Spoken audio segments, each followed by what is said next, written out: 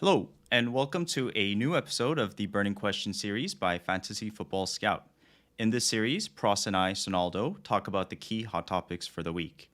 This week, we're joined by a brilliant and lovely guest in FPL mode, Andy. And just to be clear today, we'll be referring to FPL mode as Andy, and we'll be referring to me as Sonaldo because we do share the same names. But first, Pras, how are you doing? And welcome back. Thank you very much. After a nice restful break, after which the 12 hours after I landed, I had to pull a wild card. But other than that, the break was lovely. Thank you very much, and good to be back. And welcome from my side as well to Andy. Andy, how are you? Yeah, very good, thank you. I'm really excited. I was saying before we started streaming that your show is one of my favorite new ones. So I'm genuinely looking forward to being on it. So thank you very much for inviting me on. Very kind of you, and likewise, we're big fans of Scoutcast as well. So, welcome to the show. So for today, I think we're going to kind of approach this game week in a different angle because so many people are free hitting. So much content out there is about free hit. Of course, we're going to address it because all three of us are on free hit for 27. However, we want to kind of help help the viewers that may not be free hitting by tackling some key questions and elements to consider. So Pras, please introduce kind of what we're going to be going through today. Sure. So like you said, this is going to be helpful to all. Even if you are on a free hit, we'll do a deep dive on some of the players to look at. But more importantly, for the guys who not many people are focused on, the non-free hitters, we'll talk about, the first question, which is, shall I free hit or not? We put out a tweet and I would say 30% of the questions were, this is my team, shall I free hit or not? Obviously, we can't address everyone's specific team strategy, but we'll have a chat about when should you think about free hitting? Is this the right week or not? The second one is, if you're not on a free hit, who are the players you should target? Should you be taking hits for Burnley assets or not? So who is the best midfielder to go for if you can only have one? And then lastly, obviously, we'll talk about our free hit drafts. Spoiler alert, they're not all very different, but we still want to talk you through our thinking and how we've got there. That's what we have. And by the way, Andy's been on the free hit content role this week, so I'm sure without any prep, he's filled his head with the different drafts and such and so forth. So excited to pick apart your brain, Andy.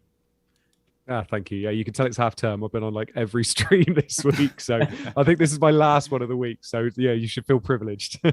Awesome. Thanks. We are indeed. Okay, so the first slide here is sort of kind of the thing we do, helicopter state of view type of thing. And so, when did you play your wild card? Why? And what is your chip strategy is the first question I want to ask both of you. So, Pras, as you mentioned, you got off the plane, pulled the wild card. I was very surprised you did that. But please tell us, why you did it, what you're thinking, and what your chip strategy is, and then we'll follow that with Andy's ideas as well. Sure. So basically, when we had the announcement for Gameweek 28 and 29, we knew that there are a lot of teams that are, or at least what I got out of it is there's a lot of teams that are doubling in 28 next week, but also have a fixture in 30. And that is Villa, potentially Southampton, Leeds, Aston Villa. And Wolves. So these are teams that are quite decent. So we're not really talking about the Watford, Burnleys, and of the world, although Leeds you can argue is in that category apart from Rafinha. So when I saw that, I felt that's a team to target. So if I wanted to go from 27 to 28, I'll mostly be taking hits for getting these guys on. Then you add to the fact that the teams that are doubling in 26 are also doubling in 29. And for me, those are Liverpool and Arsenal.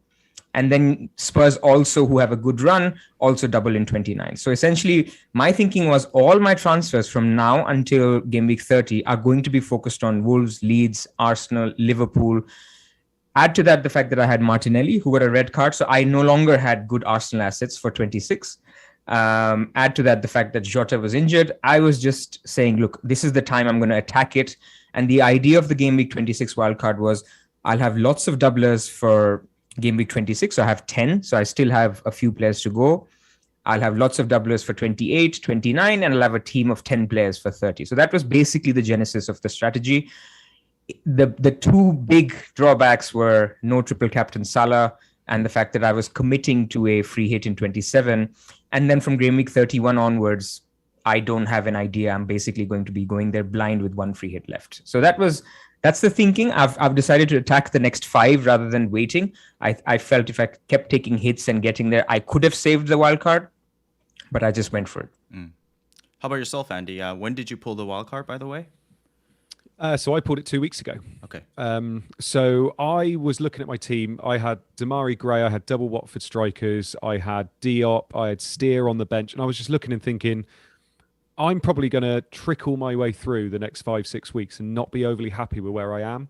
And I've always been a kind of big advocate of an early wild card in the second half of the season. As long as you know what you're doing and planning it well, I feel like an early wild card can do you quite well. And I was looking at it thinking, I'm just not happy with my team. And there was a lot of people out there saying, no, you can't wildcard this early. And I thought, well, we know roughly who these teams are that are going to have these doubles coming up.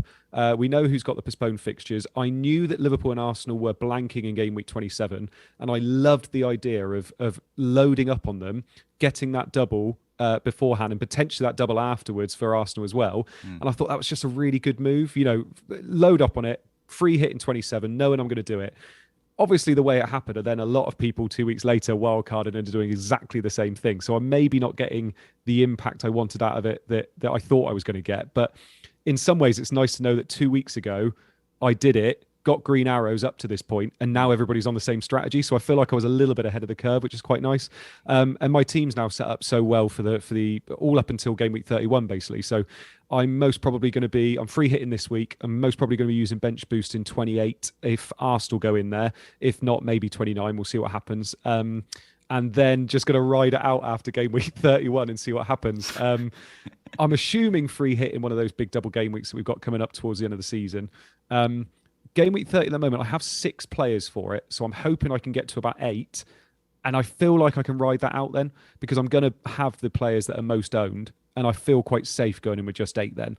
I'll probably miss out on 4 to 10 points, something like that maybe. So I feel like that's okay, to be perfectly honest. But no, I feel good at the moment. I think 2 free hits was the big thing. I wouldn't have wildcarded without 2 free hits. I felt like that was my safety blanket, to be honest. So yeah, no, it's going well so far.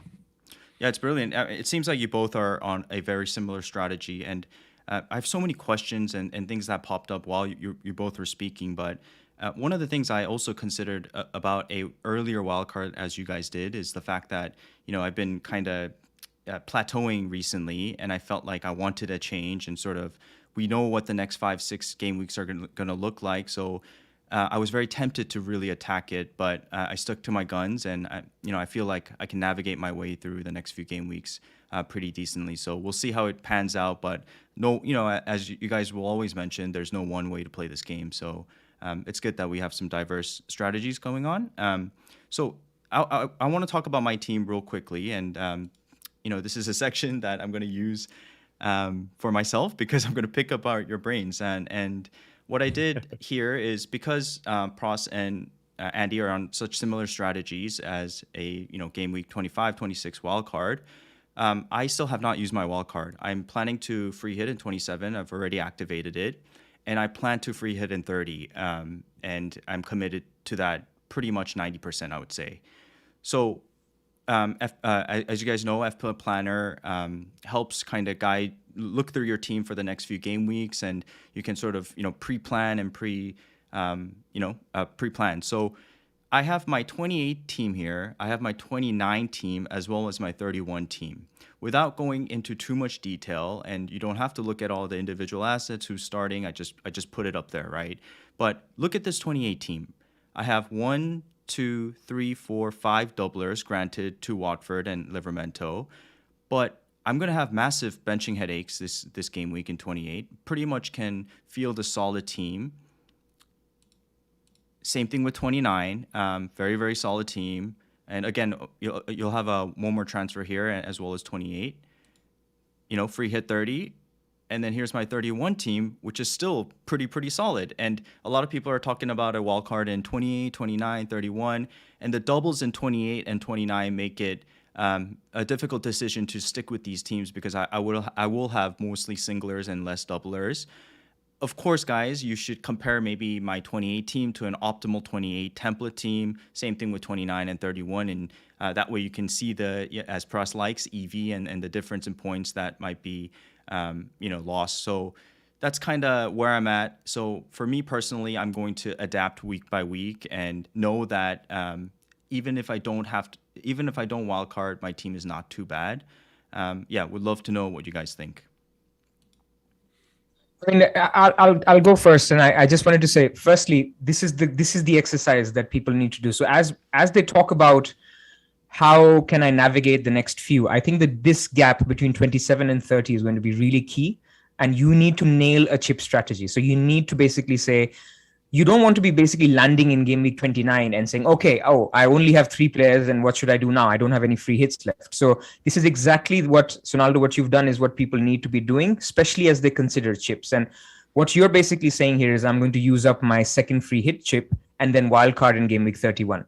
What is different between me and Andy is basically we're keeping our second free hit, but we've used up our wildcard. So actually, it's not very different in terms of chip strategy, in the sense that we'll have a free hit to attack in the last 7 game weeks, and you'll have a wild card to attack that. So, of course, this means more hits for us when we have to catch up to the ideal wildcard template in game week 31, 32.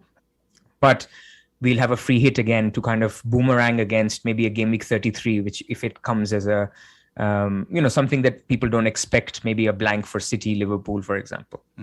But Andy, what do you think?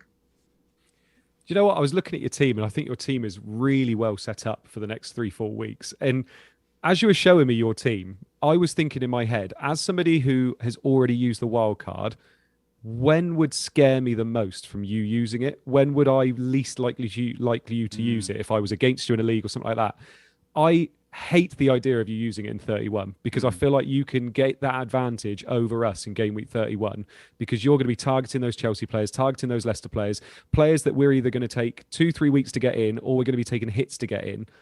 And that scares me personally because I'm thinking I've then used my advantage because obviously the next 3-4 weeks is my advantage. And then you're going to attack after game week 30 and I'm going to be like, oh no. And it's all of a sudden going to start looking really good for you.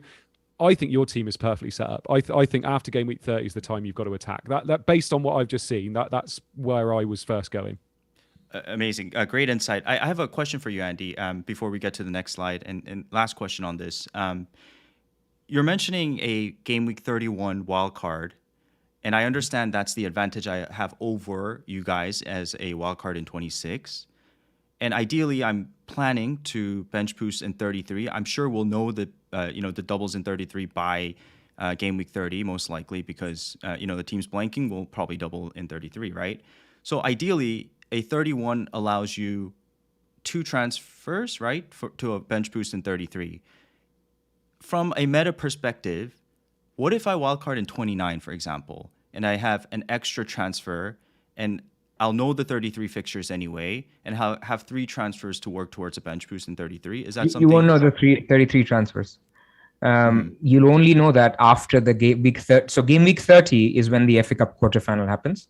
So until the quarterfinal happens, you have no idea who's made it into the semi-final. Okay. So that's the disadvantage. You could I like the idea of 29 in isolation, simply because the people who are doubling in 29 are the good teams. So they're the Liverpool, Arsenal, Spurs. So that's a whole other discussion on chip strategy, which we should do at another time on whether you can wildcard in 29. But what you're losing for that is this information exactly, which is who is the team that has made it into the semi-final, who will, and why is that information important? That means they cannot double in 33 because the semi-final is in game week 33. So that team will not double. They could potentially blank as well. Okay, fantastic. Let's move to slide 2, which is questions from the community. Pras put up a tweet that got a lot of comments and love, and we really appreciate it. And thank you for all the questions. Obviously, there were so many that we couldn't pick everything, but we picked a couple, and we'll start with FPL Twiggy's question, which is, what factors should we consider to decide whether we should be on free hit 27 or not? For example, if we can field 11 with no hits, should we save it? Pras, take it away.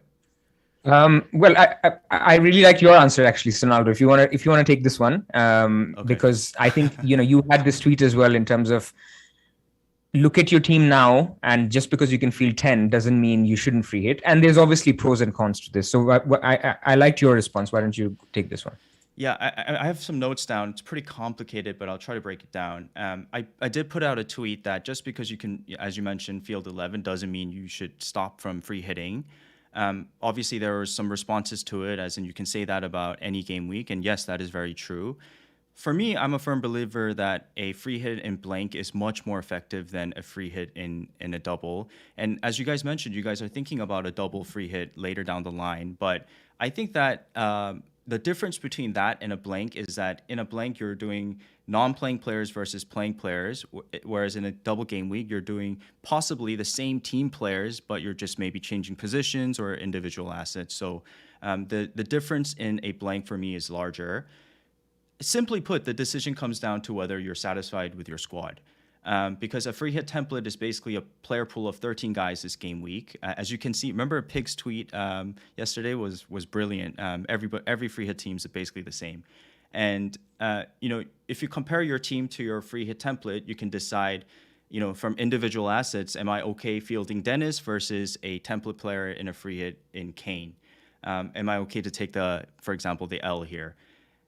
If that line is vague and iffy because you're somewhat satisfied with your team, but you don't know if the difference in EV is that great, then maybe as a guideline, I would say compare all the matchups of the free hit template versus your team.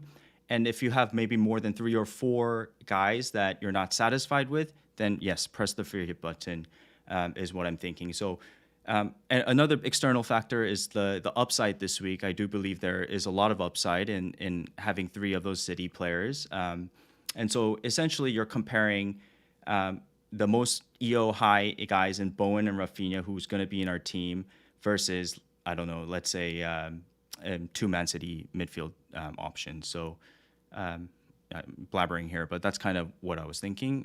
Andy, you want to add in here? I think you've nailed the biggest thing is that the obviously when you're free hit. Sorry, I've lost my train of thought there. The thing I was going to say was that the big thing about free hit as well, people just focus on that 1 week with that free hit. But if it stops me from getting someone like Weghorst moving forward and not having to actually have him in my team, then I think free hit is a lovely opportunity. Because for me, when I was trying to plan this anyway, free hit's brilliant this week, because when am I ever going to want to own triple Burnley again?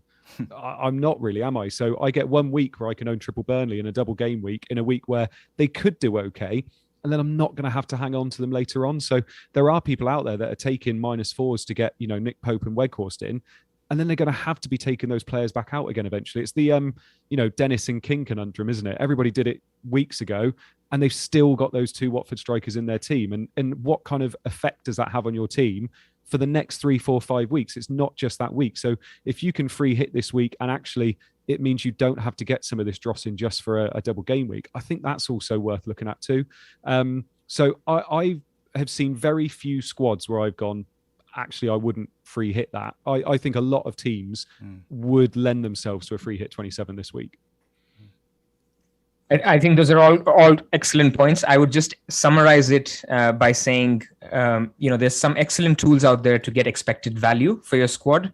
So I think overlay what Andy you just said in terms of how do you use the free hit to your advantage. If you really attacked game week 26 with Arsenal and Liverpool players, now you have a lot of blankers. That's the point. So now you can basically set up a free hit team.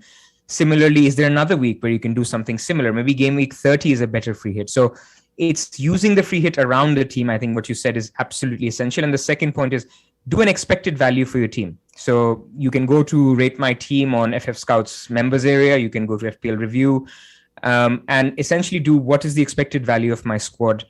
Then make your ideal free hit team or take one off Twitter. They're not very different. And just see what is the expected value. And I can tell you it's around 65 to 70 points on what I'm seeing mostly on Twitter. So if your team is under 20 points of what is an ideal free hit team, For me, that's the threshold. So if you're around 19 to 21, just forget it. It's okay. You take the pain, because there'll be other weeks where you may be able to get the upside.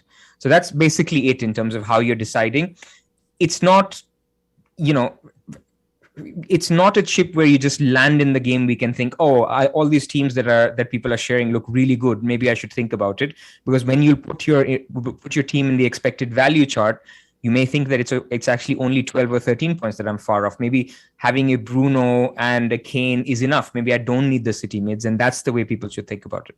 If someone is a big expected value type of manager, and let's say the line is kind of iffy in 10, 12, 15, 10 points, Pras, you just still stick to your guns and not free hit. Look, if I had two, so this is the next question, by the way, so maybe that's a good segue into the next question.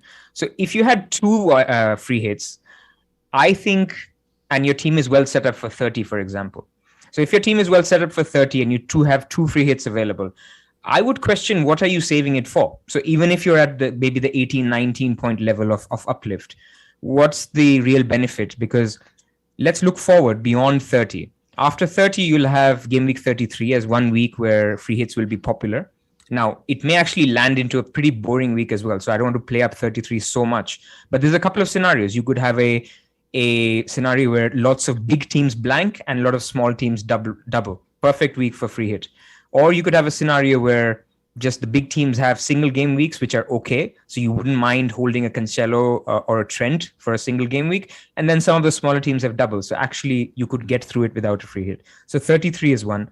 36 is another one, which is going to be the mega double game week, which is more popular for bench boosters. But again, it depends on your strategy. If you've already played your bench boost or you plan to play one in 28, 29, 36 should be a very good week to free hit.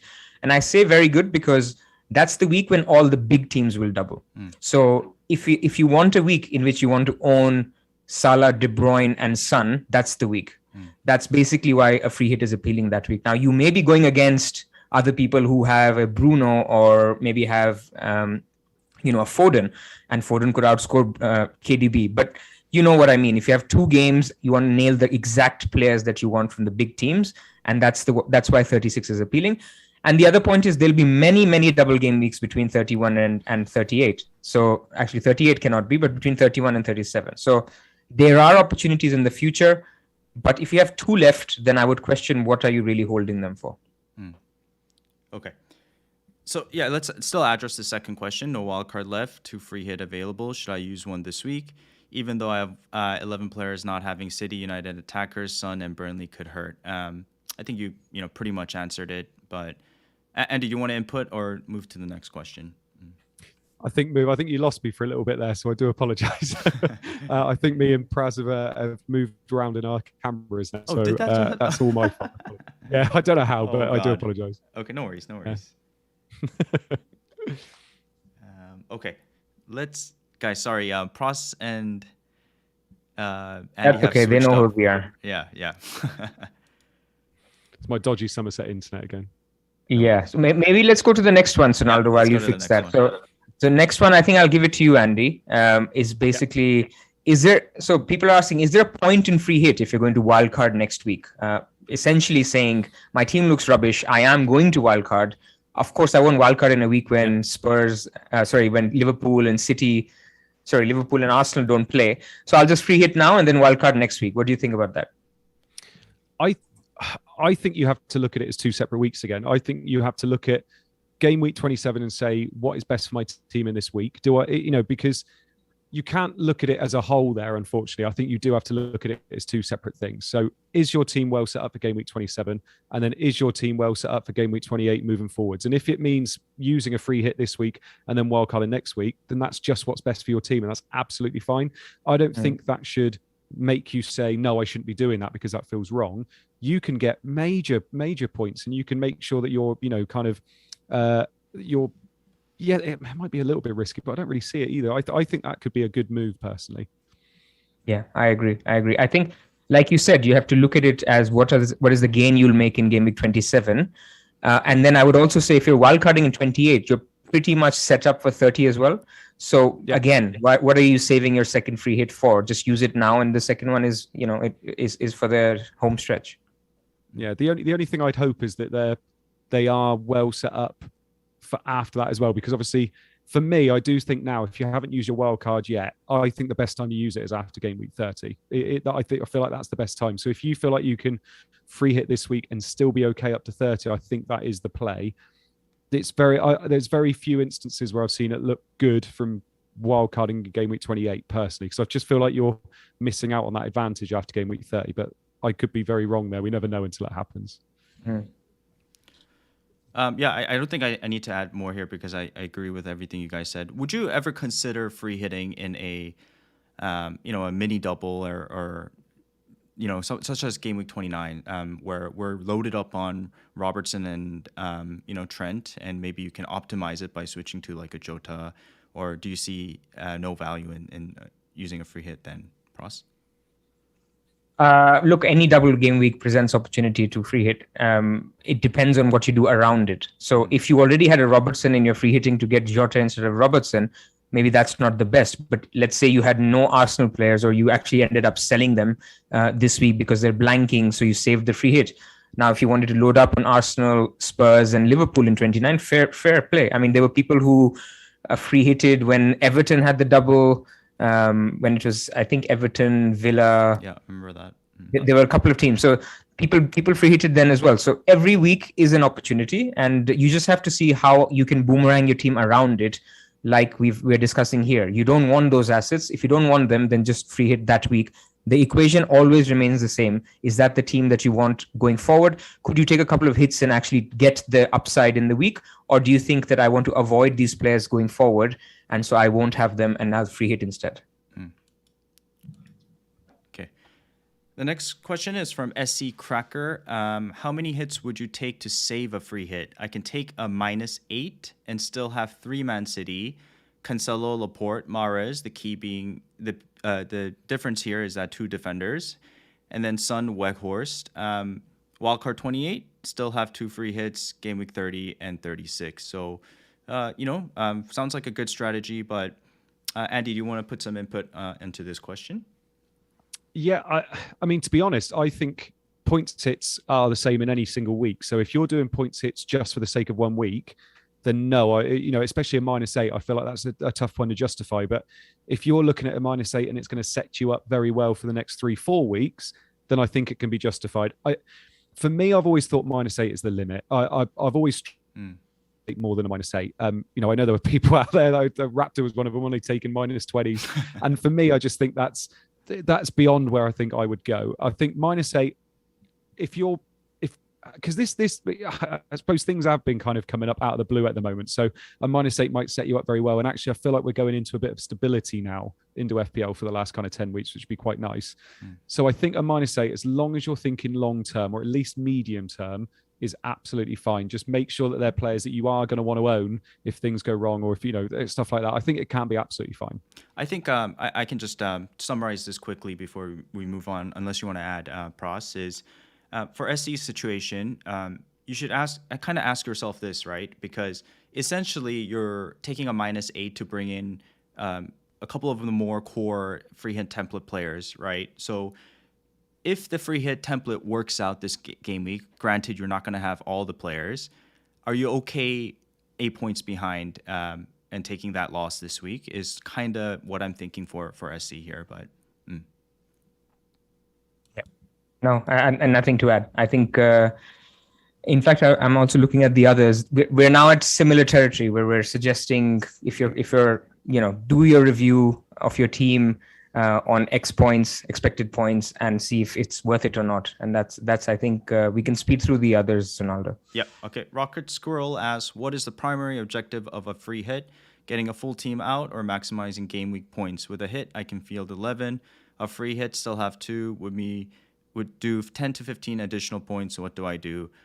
So basically the same thing as we've continuously discussed. And in terms of his first question, getting a full team or maximizing game week points, I don't think those are two separate things. I think they're both part of the free hit, ideal upside. So Again, 10, 15 additional points. For Pras standard, he wants to see, I guess, at least a 20-point difference in expected value. I would generally, but again, Generally. team dependent. I think we said enough on this one.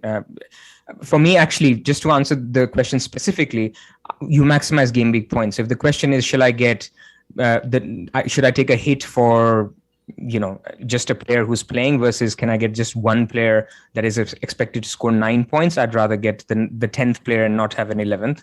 So always, of course, our objective is to maximize game week points. Okay. Last 2 questions. If you have 2 free hit and a wild card left, what will be the ideal time to use the free hit? If not in 27, where do we see a double game week in 31, 32, or 33? Yeah, I think we talked about that. So in terms of the game weeks, yeah. And then last one, Fantasypedia. If anyone has all chips left and has a decent squad till 30, is it worth using a chip just for the sake of it? Yeah, what do you think? I mean... Yeah, again, I think we talked about this one, that it's not about the sake of it. You have to do your expected points analysis and then decide. As I said, I don't think you need 2 chips after game week 30. But at the same time, if your team is well set up, then why not? I mean, it's always going to give you upside. And if your upside is less than 10, 15 points, then why waste it? Yeah, I mean, for this question, it's basically saying you already have a good team. You're trying to make your good team into a great team. So for you, it's like in terms of individual assets, who's the kind of icing in the cake, I guess. But okay, those were all the questions. Let's move to the next section. And Pras, do you want to explain what chart you made here? Yeah. So look, this one is a little bit of a, we were thinking about all the questions that came in, and we thought there's basically 3 categories of people right now who are not looking to free hit.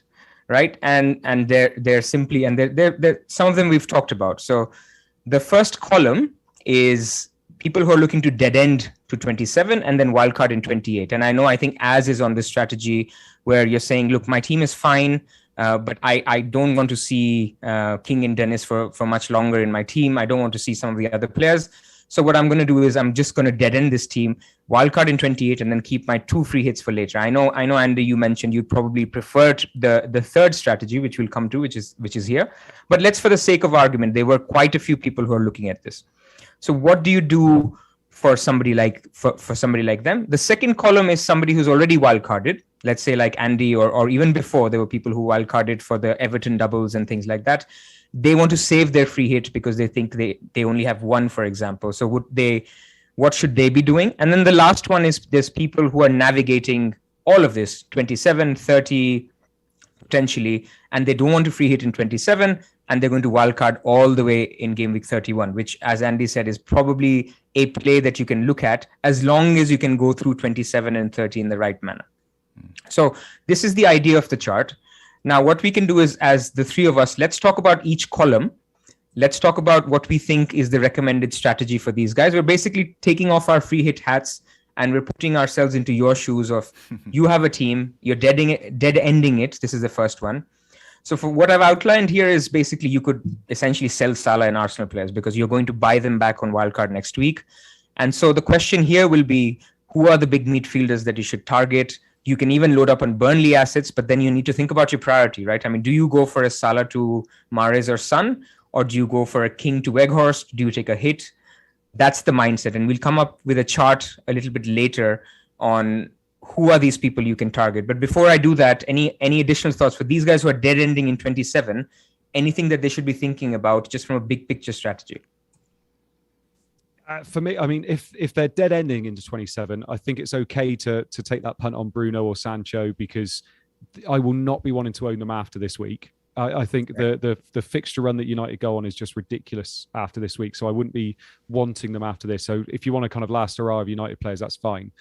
For me, the players that have the biggest upside are those Spurs players and those City players. They're the ones I would be wanting to get in. So if I'm going to, even if it's taking a hit into a dead end this week, it would be Son, Kane, Mahrez, Sterling, De Bruyne, whichever City players we think is going to play. They are the ones that I think are going to get you the biggest upside personally. Man United, I still struggle with. I still think that Watford game's going to be tight. They've tightened up completely, Watford, and United are, just go in fits and spurts all the time, don't they? So I think those are definitely the biggest targets I would go for, as those City mids in Son and Kane, personally. Right. Well said. Well said. I don't think there's anything else to add. I mean, there's only one question from Jordan in this that he had asked. Is it worth to transfer out Salah for a City mid and then buy him back?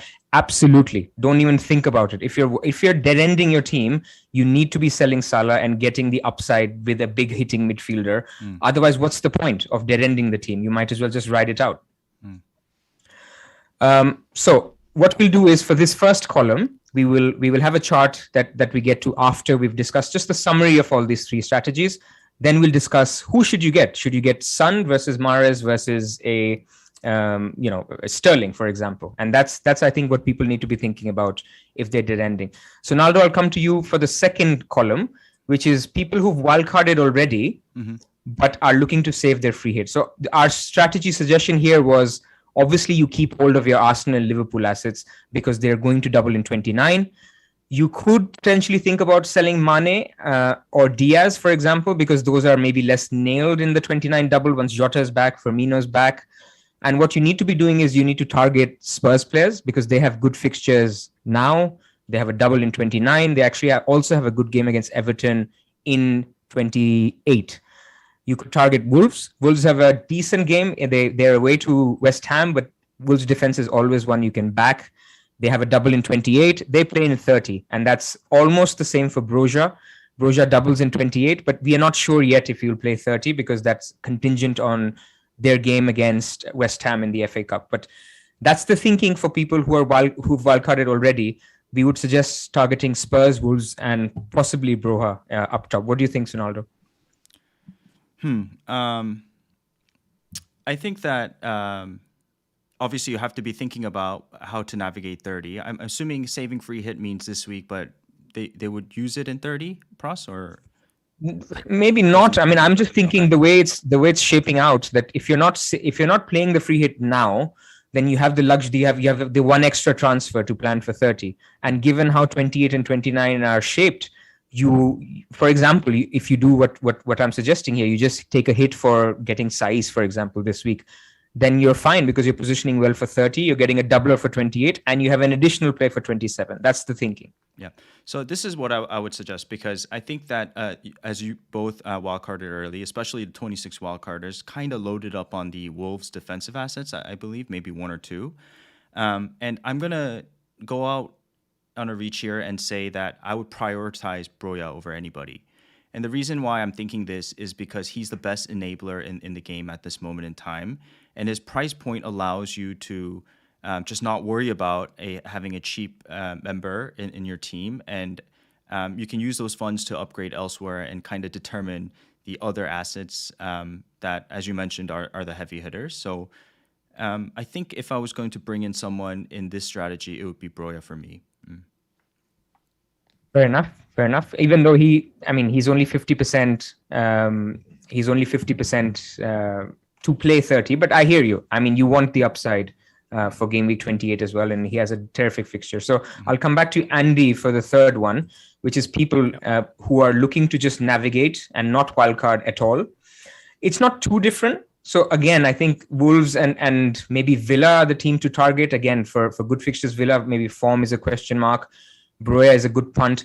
Essentially, all these teams where you don't want them after 31. I mean, you and I, we have them, and we're nervous that after 31 we'll be holding on to all these guys. So that's the thinking. And one overlay that I wanted to have for you, Andy, is so FPL Banger, who have an excellent podcast as well. They're saying, can you basically just bypass Burnley, and can you just say we'll go to Saints and Wolves already because they are, for all the reasons we said, have good fixtures and doubles. Yeah, I think you can. I genuinely think that's a play. I think you could ignore Burnley and bring in some of these Wolves, Villa, Southampton assets as well.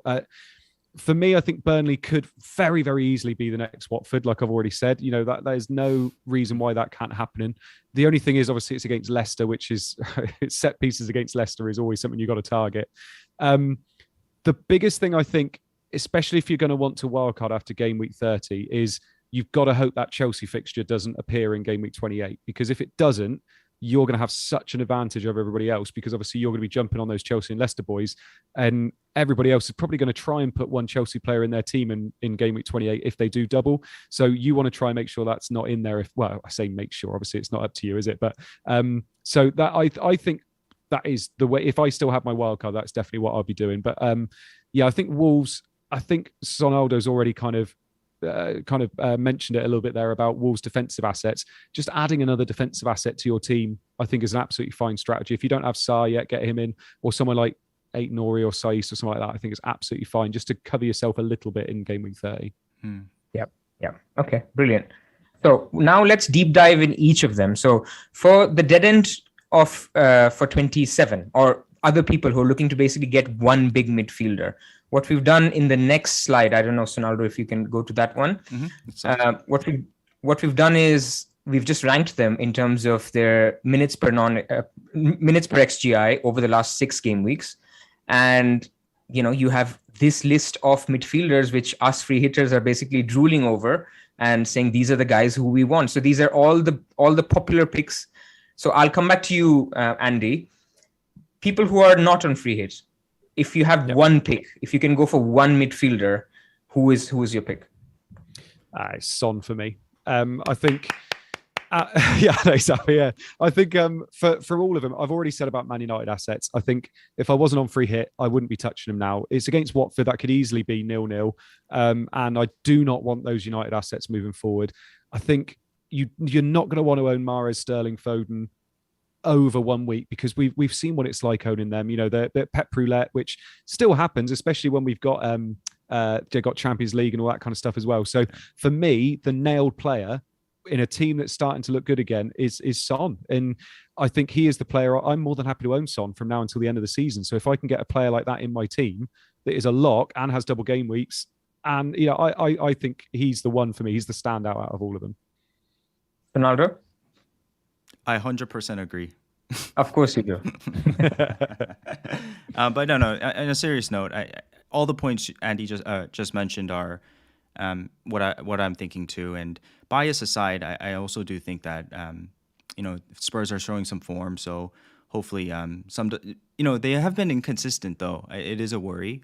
So hopefully, that last win against Man City is kind of a bounce back, and double in 29 and key member of the team. I know Conte's been taking him off around 80 minutes once in a while, but you would reckon that he's going to start every game and play 90 minutes most of the time. Okay, I'm going to come back to you two again, and I'm going to say, if this is for somebody who's wildcarding in 28, so it's basically a 1 week punt. So forget about Son having a double later or good fixtures later. It's essentially one player that you can get for Salah. Would you get Mahrez, Son, or Sterling? For me, Andy Mahrez. Yeah. If Mahrez is starting and we have any indication that he's starting, I'm pretty sure he will, but if there's any indication he's starting, his points per 90 compared to all the other players is just ridiculous. If he was a nailed asset in any team, he'd be in everybody's team. It's just that he's not. So if we think he's playing that week, Everton, out of all the teams that we're looking at opposition-wise, so Leeds and Watford, Everton are the ones that, for me, don't look like they can organise a defence no matter what happens. And I think Mahrez is the one that he was straight in my free hit team. And I think if you're wildcarding in game week 28, Mahrez is the one I would also want in my team. 100%. Yep. Same for you, Sonaldo? Yeah, again, to clarify the question, it was if you're dead ending to 27 and then wildcarding in 28, you can take a punt. And if you could only bring in one, it definitely would be a City asset. And I guess the template is Mahrez for Sterling. But Mahrez for sure, as long as we know he's starting, which we won't. But on top of that, we forget that he's on penalties as well. So, Mahrez for me.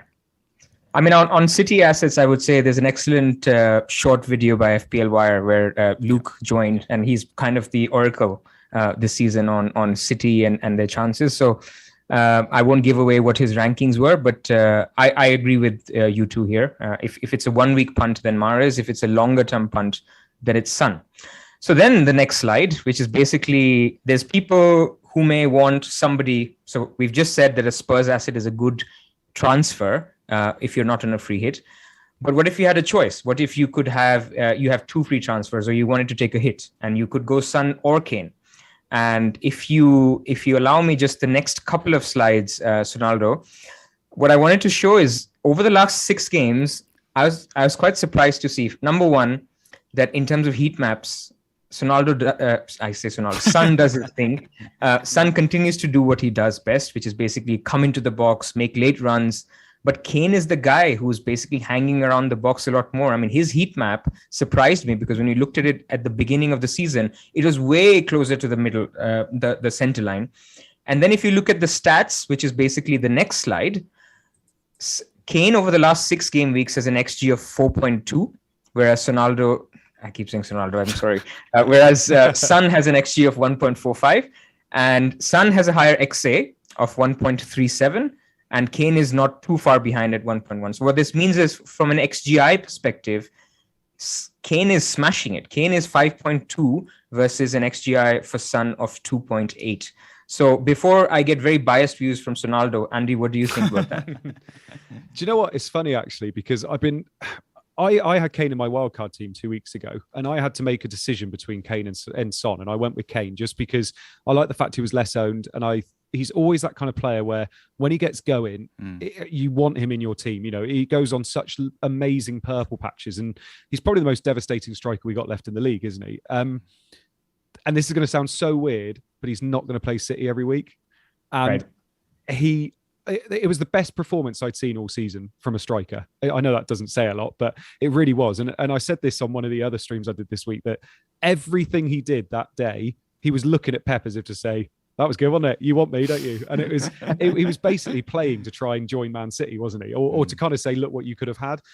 And so I think that was the most motivated performance I've seen from a striker in years.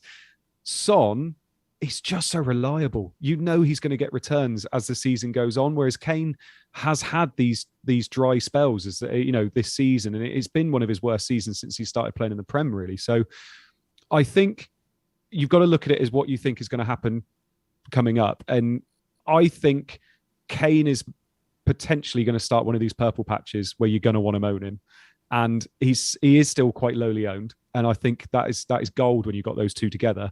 But if you can't quite get to Kane and you can get to Son, I think Son is absolutely fine. But for me, obviously, the benefit the free hitters have is that it can own both, and that's definitely the way you want to go. Correct. Sonaldo? I mean, I'm just gonna say that like this discussion and debate is amazing for me, because I remember before this whole FPL love that I gained over the past few years. As a football fan, I've always kind of backed Son and said, Son's really good when he was, in the up and coming and sort of relatively, not the level that he is right now, right? And for Son to be in the same conversation as Kane, as a fellow Korean, it's extremely, something I'll cherish for probably the rest of my life, because we'll never have a player of this level, I think, from our country. So this discussion itself is amazing, but I know people think I'm biased towards Son, and I think Son over Kane all the time. You're not Ronaldo, are you? Yeah. You are Ronaldo after all. But just to clarify, as a non-Kane owner, I'm terribly worried that not owning him is going to do a lot of damage, because I think you're right, Andy.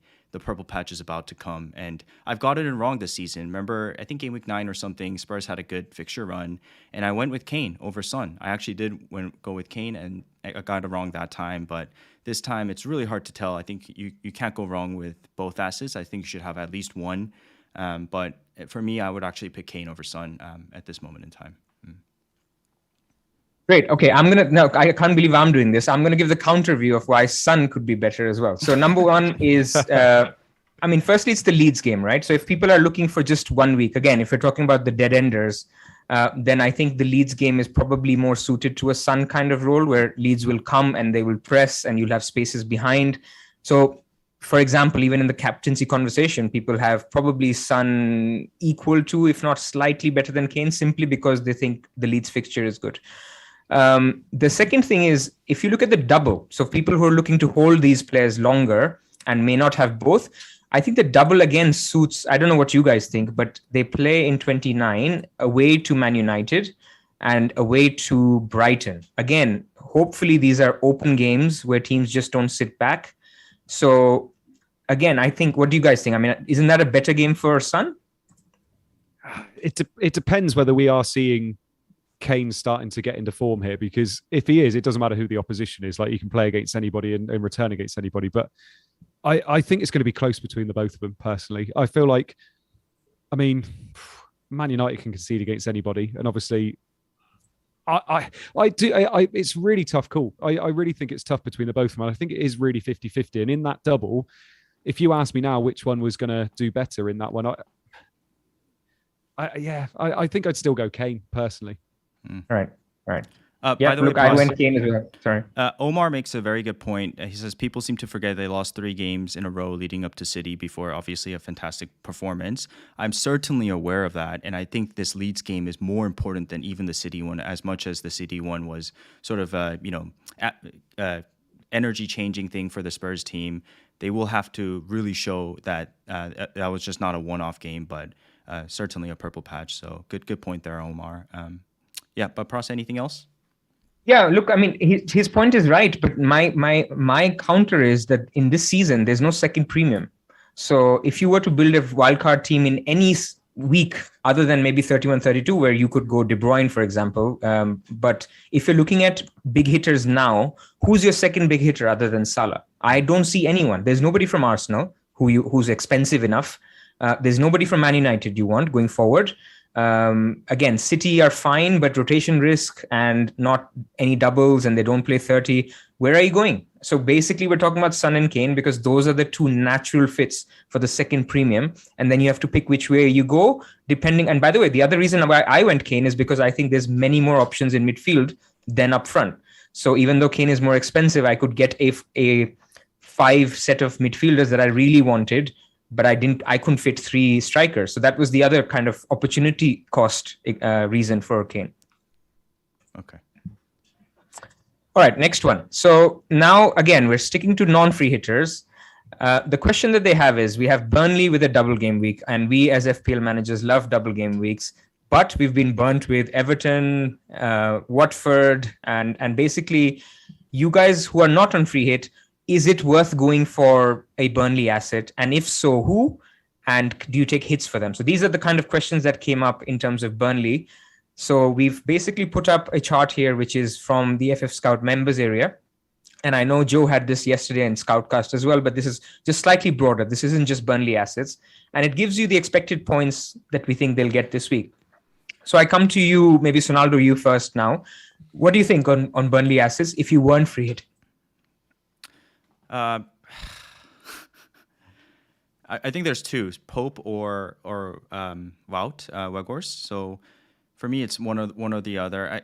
I'd like to go to Andy first because I'm actually unclear on who I'd go for. Yeah. Do you know what? I was having this conversation with somebody in my DMs the other day, and they were saying about how it seems to be that we've gone for these double game weeks, like Everton, like Watford and things like that. And it was like, but they've really disappointed. Yeah. And they were saying, so have you learnt from that? Like, would you not do that in the future? I was like, no, 100% I would still. Like, you've got to go for it, haven't you? Like, they're there for a reason. They're there to try and catch that upside when nobody else is doing it. So if I wasn't on free hit, would I be looking to get a Burnley player in? Yeah, I still would. I think I'd probably go for Pope. I think if he was my only double game week player, I could even captain him, to be perfectly honest. Look at that table there. He's at top for expected points. He only needs 1 clean sheet in a play the other game, and all of a sudden that's 8 points. Not even thinking about bonus points. And that's a perfectly good captain. So I think those double game weeks, even though we haven't had the best of them so far, I think you can still go for it. I don't think I'd be getting more than 1 in or taking a -8 or anything silly like that. But if you can get to Weghorst without a hit, go for it. If you're happy owning him for just that 1 week, I think he's, especially with the fixtures they've got, he's going to be that focal point up top, isn't he? Especially with set pieces, which is exactly what you want against a team like Leicester. But I think if you can get the Pope and he could be your second keeper for a bit, that's absolutely fine as well. So yeah, I think I would still go for it personally because, like I said, it's double game week, isn't it? Yeah. I mean, I'll just quickly to add to that, I think a lot of the counter argument to going for a Burnley asset is, oh, it's Burnley. Burnley's last in the league. They're it's a trap, this and that. And if you're a pragmatic and level-headed manager and you can kind of have that as the main reason to not go for it, then good on you. But just as a FPL fan, it's just too enticing, right? Just being able to have a double game week player in any game week is always such a I guess luxury for that game week, and you're excited because even if they blink the first game week, you're looking forward to the next game week. By the way, triple captain Salah here, so. You are as well, right, Andy? Yes, I am. Are you triple captain Salah? Oh, I'm the only one. Yeah. Well, look, I mean, my view on Burnley is simply that if you have a choice, so let's say you're not free hitting, you have a team to navigate in the future, you have Mane, who you don't want for the future. For me, I still think a Mane to Son move makes more sense than a King to somebody else like a Weghorst. So it's very team dependent on who you get. I like the Pope shout from Andy simply because you can hide Pope as your second sub and then or your second keeper for a few weeks, and he may get a game in 30, so you benefit from that. But essentially, what this Rate My Team tells you is that it could be worth it. That if you're kind of taking out a dead player who doesn't have a game, and even if you take a -4, because the expected point value is way more than 4 points. But then if you're also planning a hit to take them out, that already makes it 8 points. So definitely not worth it. So that's basically, we're trying to kind of keep it simple. If you keep it analytical, yes, you can dream a Wout Weghorst hat trick in one of the game weeks, but look, more likely he's going to be getting anything between 6 to 8 points. So Pras, I have a question for you. Let's say that a manager does not wildcard in 28, and you're not free hitting this game week. Would you replace one of Dennis or King with Wout, or would you not do that because they do double? Watford do double in 28, and Burnley's fixtures are not that great from 28. I would say to them there must be other areas that where you can improve the team. I mean, I would keep the Watford guys. If there's somebody else you can get who can double in 28 instead, maybe that's better. But it's so team dependent, it's difficult to answer. But in isolation, I think a King to Weghorst move for me makes sense. I mean, they're not as attacking, even though I would say with Ismail Assar, they were looking better, Watford. So maybe King and Dennis could come alive. I mean, Dennis looked fine as well. He had a couple of chances. King had a big chance. So you could write it out as well. I mean, there's no right answer here. I personally wouldn't do it. And I'm getting more and more cold feet on captaining Weghorst as well. We'll come to that when we come to our teams. But yeah, that's where I would leave it. I mean, if there's a better move you can make, then make that one and keep your King and Dennis. Okay. Anything to add?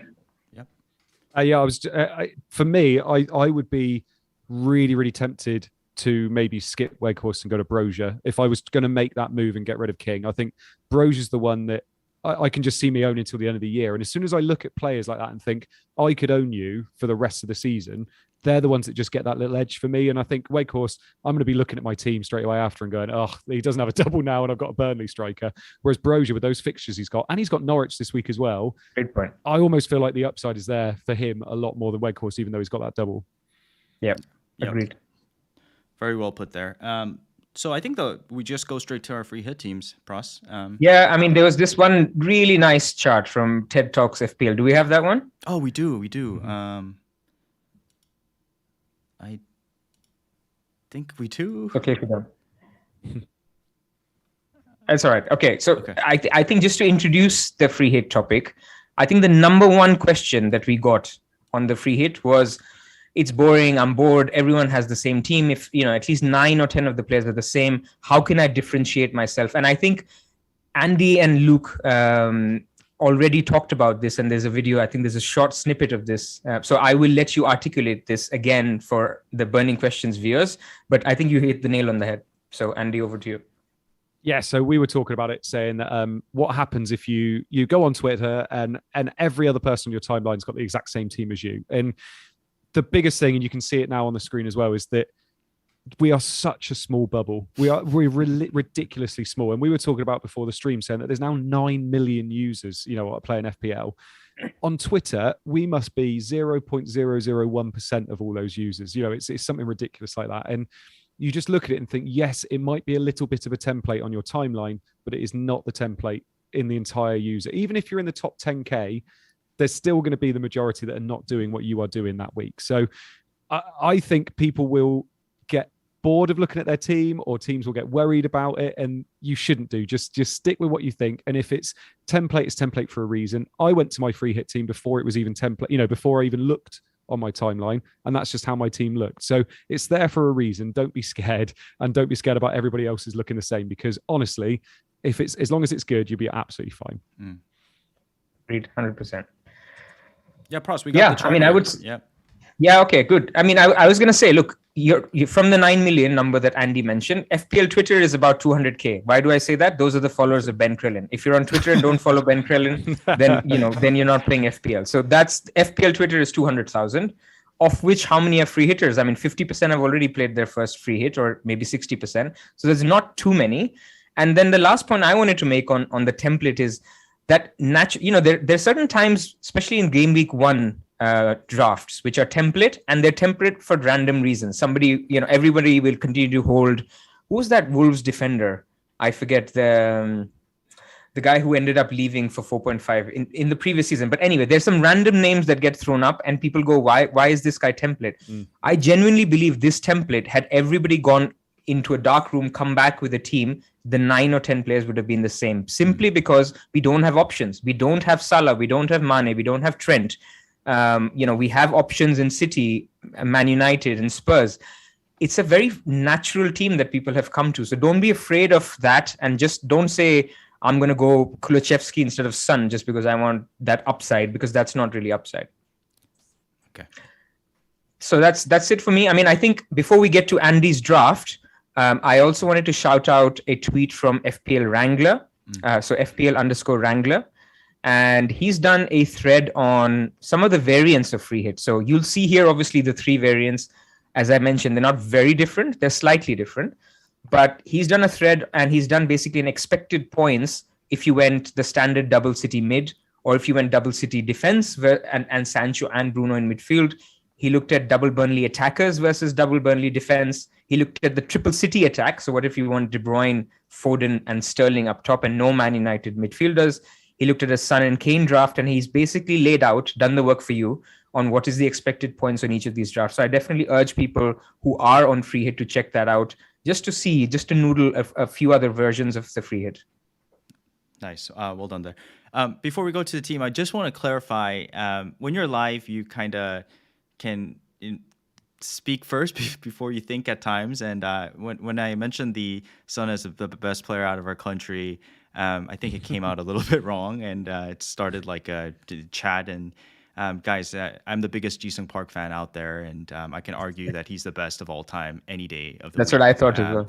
Exactly, and Chaboom also from our country. There's so many that I'm not saying Son is the best, but I'm just saying it just came out that way. So I wanted to clarify that. Don't worry, he is great, so don't worry. You don't need to be defensive. Yeah, I could change my name to FPL Ji-sung Park if I really wanted to. That's how much of a fan yes, I am. Please. Park Arnoldo. Park Arnoldo. Maybe we'll do it for a bet. Yeah. If you finish behind me, then you have to do it over the preseason. Let's do it. Park Arnoldo. I'll do it any day. Okay, so we have. We'll get Andy's team up here first. This is your free hit 27. Walk us through it. Yeah. So again, a lot of these picks kind of pick themselves really quickly. I gone for Pope in goal. I think that's absolutely fine. I think that's nailed. I think a lot of people will be doing that anyway. I'm very torn between me and Roberts at the back. I feel like me has got the benefit of obviously playing against Leicester in set pieces. And Roberts is somebody I've also been looking at. Livramento and Dallo, I'm kind of torn as to which one to start there as well. Cancelo's pretty much a lock, especially after I took him out at his 6.6 price and brought him back in for 7.1. So that was fun. I've got Sancho, Mahrez, Sterling, and Son in the middle. I wanted some kind of United representation there, and I really like what I'm seeing from Sancho at the moment. I feel like he is starting to get his groove a little bit as well. And against Watford, I feel like he's going to be needed to unlock that Watford low block. So I feel like Sancho's a really good kind of addition there.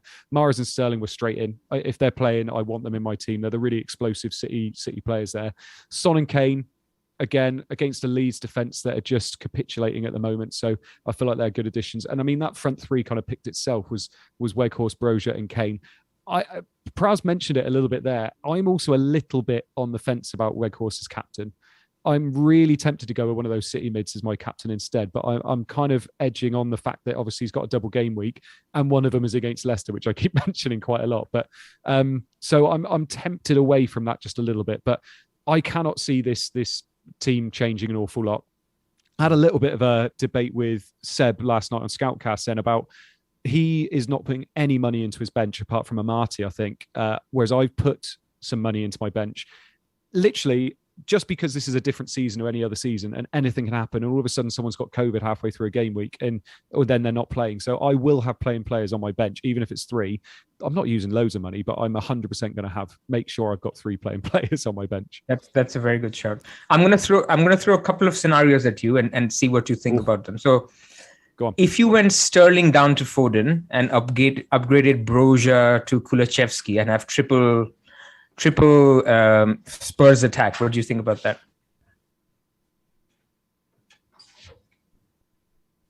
Have we lost Andy? Oh no, we lost him. We lost. I think it's. No worries. Okay, we'll get it back. Let's maybe go to your team. Oh, yeah. There we go. He's back. He's back. Nice. I think I'm back. That was really bad timing, wasn't it? You're like, I'm out of here. I'm not answerable to anything here. Did we lose him again? Yeah, I think so. Andy? Yeah, I'm back. I'm okay. back. I think. Did you hear the question that Pras asked you? Oh no. Sorry. Yes. Okay. Sorry guys, thanks for bearing with us.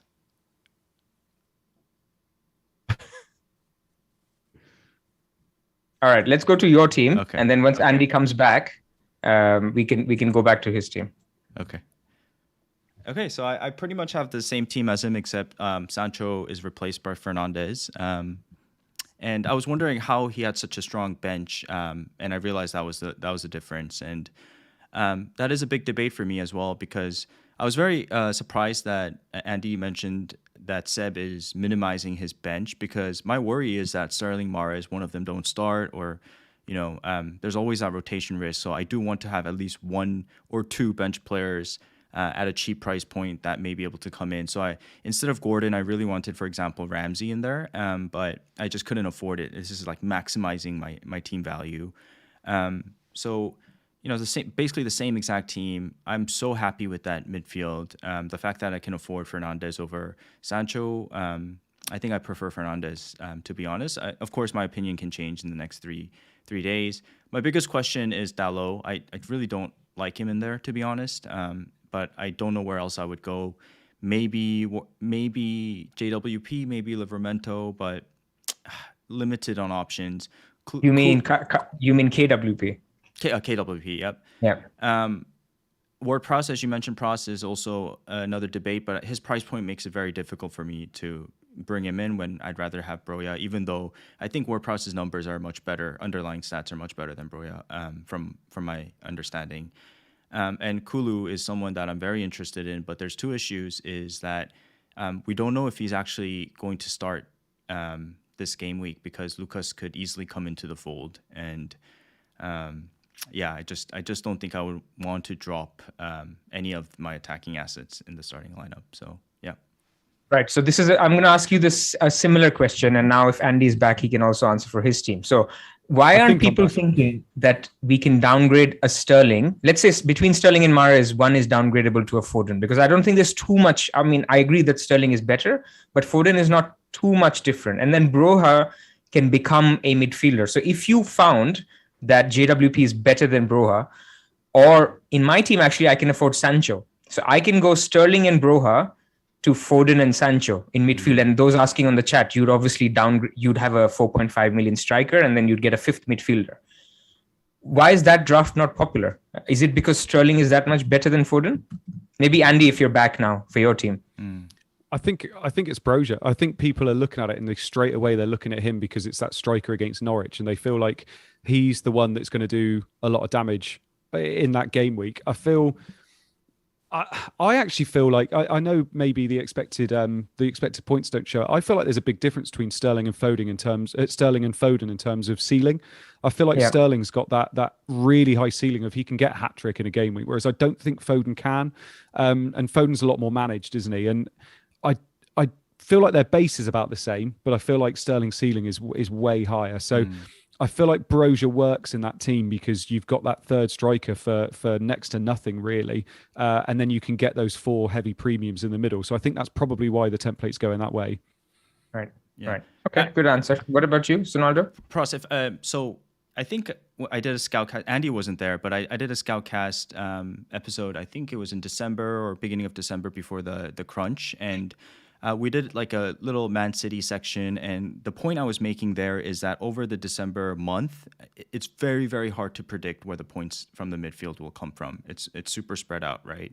And I think that's the case every single season the past 2-3 years with Man City throughout the entire season, because the points are very level throughout the midfield.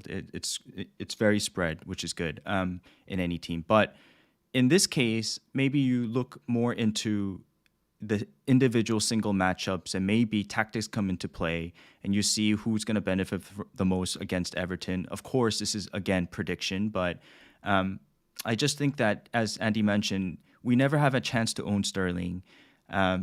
He's such a difficult price point to put into our teams, and free hit is also about having fun when the assets are very difficult to determine, as we don't know where the points will come from. So I do want to maximize my value and money into the Man City team, and I think Sterling's price point is there for a reason. Fair enough. Look, I mean, I don't think we need to go to my draft because it's exactly the same as yours, I think, other than the subs bench. But I think Tech XCO makes a very good point that Norwich is second worst from goals conceded from set pieces. So I'm actually quite tempted with Ward-Prowse over Broha. Yeah. He's got better underlyings as well. And I know Andy mentioned in Scoutcast, if he had a fifth mid, he'd probably go for him as well. So he's the tempter for me. And if I had an extra million, I'd keep the exact 4 midfield of Son, Fernandes, Sterling, Mahrez, add him over Broha. But we just can't get to that. Yeah. And Bro's a funny one. Like, he hasn't had the stats all year. He's a bit like a Vardy, isn't he? In terms of he overperforms what he's got. But I if you had the choice between the two, and obviously there is that price difference as well. What is it, about just over £1 million, isn't it? I think price difference. So, but it is if I could have 3 up top and 5 in the middle, Ward-Prowse would be the 5th guy, I think. Right. Okay, then a couple of other questions to you guys. We've all gone for me over Roberts. So Roberts has actually got great stats over the last few weeks. I know there's some threat of Loughton coming back and how that plays in, but most Burnley fans think he should be okay. Of course, it's not 100% like me. Have you thought about that? And he's also like 0.4 cheaper. Maybe Andy Roberts first. Roberts has been in and out for me. I'm not sure between him and me. I think me is the solid, he's going to play both games kind of move, whereas Roberts is the looking for the upside. Personally, it's tough. If this is the template for free hit, then why not go for someone like Roberts? Because obviously you can differentiate yourself a little bit. But I'll probably end up on me just because I'm a bit boring. Yeah. I mean, it's that, and plus for me, I say me as a pun again. It's basically that it's the headers, right? I mean, both Leicester and Palace have conceded quite a few. And actually, my first draft had Tarkowski and me because I wanted to take advantage of that bit. But then, given Tarkowski's issues, and I saw there were a couple of questions, by the way. I think Tarkowski will be back. The only doubt is the Spurs game, which is actually today. That he could make that. He'll definitely, or I think he should definitely make the weekend's game or the double. So, Naldo, anything to add on Burnley defenders? Yeah, I think the Roberts and me, for me, is more simple. It's whether I want to upgrade my bench or not, because there's no necessary need for the, I guess, 0.3 or 0.4 to upgrade anywhere else in my starting 11, but just to have a deeper bench. Yeah, because Livramento also has an issue, right? I mean, he was injured, and then Walker-Peters was playing on the right. Obviously, he came back this week and did very well.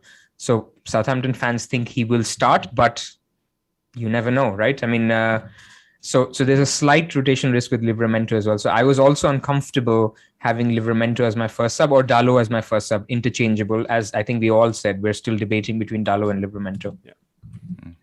Right. Okay. Then last bit before we go is the captain. So Andy's talked about wavering on Weghorst, not decided yet, to somebody like Mahrez.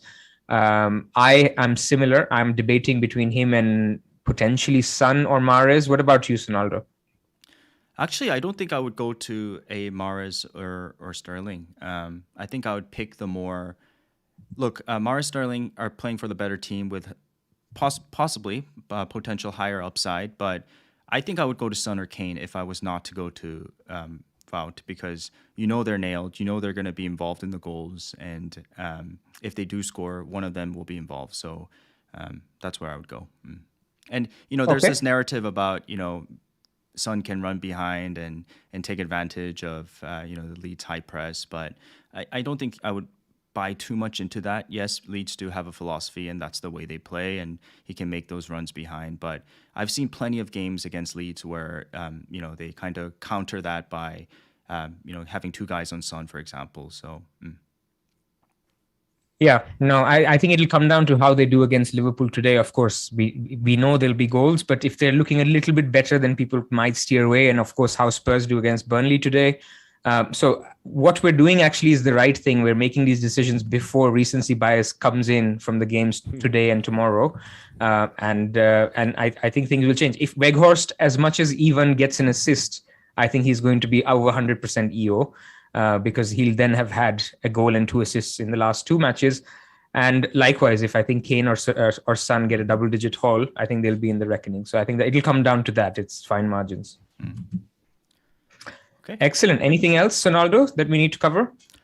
No, it was a pleasure having you, Andy. I'm sure you'll be back when your family allows it. Thanks for taking the time to join us. And to clarify, guys, technical issues, Pras is below. And, here, hello. FPL mode. You can find him on Twitter. Please do like the video if you can. It helps us with the algorithm. So appreciate the support for Burning Questions always. And it was nice to have the community questions as well. As originally when Pras and I started, we wanted to get involved with the community and do our part. So hopefully that helps. But Andy, please say anything you want to plug or anything you want to say. No, just thank you very much for having me. Sorry about my internet. It's been an all week thing, so I do apologize. But yeah, thank you very much for having me. You guys are doing incredible work, and I watch it every week. So yeah, like I said, it's been a pleasure to be on. So thank you. Thank you so much, Andy. Thank you for the kind words, and lovely to have you on. Thanks, everyone. No worries. Thanks, guys.